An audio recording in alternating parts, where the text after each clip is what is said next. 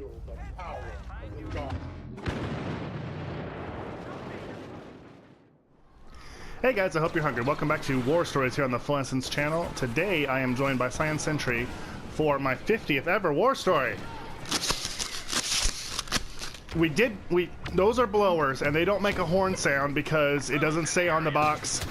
And I took Holy Diver's filthy advice about going to ye old Dollar Tree, and it was a ye old failure. Yeah. So we tried very hard to find the ones with the horns in them. like we used the context clues and looked at the packaging. We tried to find the plasticky one, but no, it was all a failure. Yeah. But this won't be. Our 50th War Story is going to be about the Killing Joke, not graphic novel, movie.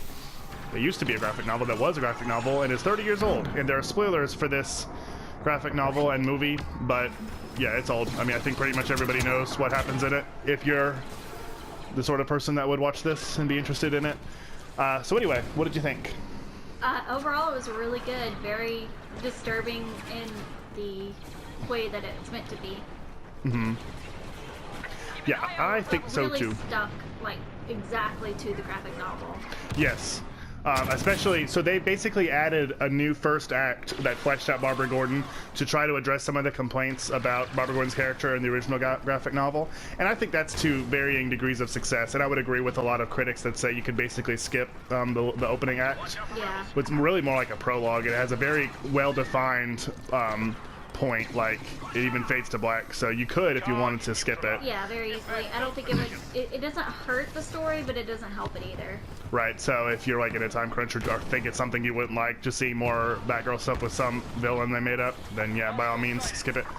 But the rest of it is just the graphic novel brought to life, just animated, and it looks good, it sounds good. Kevin Conroy and Mark Hamill reprised their roles from the animated series, the best Batman and the best Joker there have been, in my opinion. And I'm really glad that they were on hand for that because it wouldn't have been the same without them. Yeah, they were awesome in their ways. And Mark Hamill delivering the One Bad Day monologue at the end is worth the price of admission all by itself, if you ask me. So I don't know, to me it's good. Like the critiques we're gonna cover should not, if you think it's something you'd be interested in, and bearing in mind that it deserves the R rating. There's some pretty intense stuff. Yeah. Then definitely check it out. But as far as nitpicks, like I said, the new Batgirl stuff is okay. I don't really know if I agree that it was the worst thing in the world, how she was portrayed before, because it's an important part of the plot that she is just there to be sacrificed, and it's part of Joker's insanity, and it's all just so he can drive Gordon crazy. Look at that loop. And it didn't really help it too, because it's still all about that she is just the sacrifice. So I think if they wanted to add more to the running time, which is definitely needed to do, because it is a rather short. It's a short graphic novel, and then it's still a short movie. It's like 70 minutes. But I would have spent the time to like go into more of the Joker flashback stuff, which is done really, really well. It's one of my favorite parts. And don't overdo it, but I think, and we've seen the Waynes get murdered so many times, but I think if they did some sort of juxtaposition of those two, that might have been cool, like to show Batman's One Bad Day, because that's, the whole movie is about the relationship between Joker and Batman as through the lens of him trying to drive Gordon crazy and prove that anybody is just one bad day away from becoming the Joker, and that he's not so crazy and not so bad. And also through the lens of Batman doing everything he can to not end up having to kill the Joker. Right. So this didn't add to that, so therefore it was unnecessary. It shouldn't have been there, in my opinion. Yeah. But it also didn't really take away from it. It was fine. It was fine. So another big critique I had is in this new section they decided to have a scene where Batgirl and Batman are intimate, and I don't really like that at all. No. They have a vast age difference.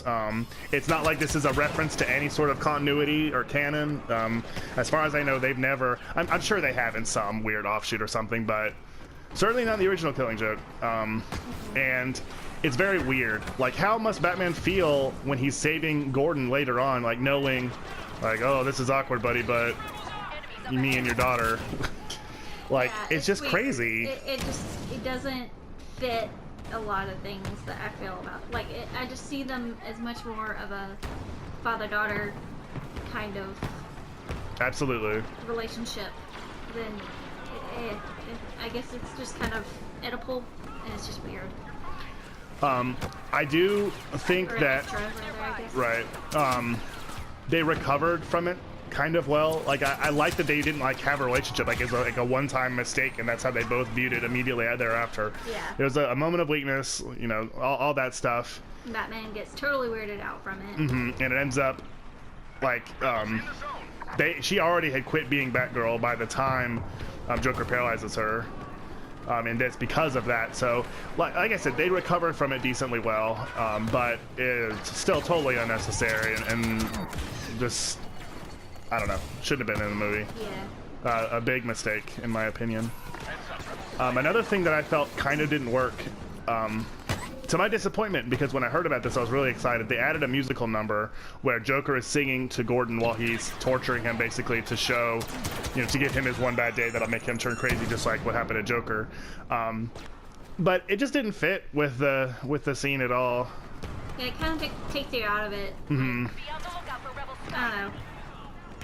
And it felt It's more of a show than like the intensity that it should have. Right. I don't know how to articulate that, but and like they're torturing Gordon. They're trying to drive him insane, and like doing a song and dance number isn't going to do that. At the very end, like the last thing they do to Gordon is force him to look at pictures of what happened to Barbara, and that's how you drive a man crazy, not like sing to him and put a judge's wig on his head. Like, it was just a bit silly. And just like the Barbara Gordon prologue that they added, you could tell that it's not part of the original. yeah. But it wasn't bad. I didn't like want to turn it off or skip it or anything like that. It just wasn't as good as it could have been. The rebels are heading to their But I mean, it was still cool to hear Mark Hamill sing. Yeah. It was fine. Just really just like the prologue. It didn't take away, but it didn't add to it either. So, what else would you like to say? I think that's about it. Yeah, I mean, there's not a whole lot. There's not a whole lot to say. If you like the graphic novel, you definitely would like this Yeah. because the vast majority of it is I just. wanted to talk about animation. Oh yeah, I thought that the animation did not look that good. I thought it was pretty choppy, and the lip syncing was terrible. And I know that it's probably just a nod to try to make it look more like the comics, and that's all well and good. But I don't know.